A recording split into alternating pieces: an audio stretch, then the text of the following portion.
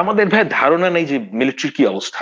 আমি তো আরো শুনেছি আর কি, কমান্ডিং আমি পজিশনে মানে সেক্সুয়াল অ্যাডভান্টেজ নেওয়া, এটা তো ইট ইজ জাস্ট আনথিঙ্কেবল।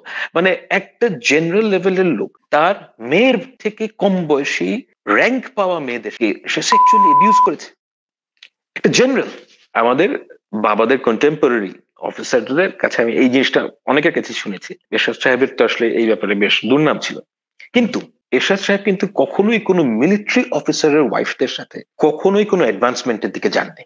সেই ব্যাপারে উনি অত্যন্ত সুনাম আছে ওনার।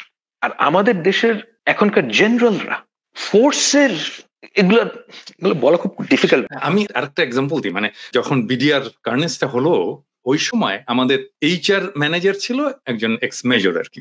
তো আমাকে বলছে সে যে স্যার আপনি জানেন যে একজন আর্মি অফিসার সে কোন জিনিসটাকে সবচেয়ে বেশি ইয়ে করে প্রোটেক্ট করতে চায়, সেটা হচ্ছে যে ডিগনিটি, মহিলাদের ডিগনিটি, আর্মি অফিসারদের ডিগনিটি, আর্মি অফিসারদের ওয়াইফদের ডিগনিটি। আমাকে সে বলছে যে আপনি কখনোই দেখবেন না যে আর্মি অফিসারের ওয়াইফকে কোনোভাবে অসম্মানিত করেছে কেউ, সেটা একজন আর্মি অফিসার মেনে নেবে, কখনোই মেনে নেবে।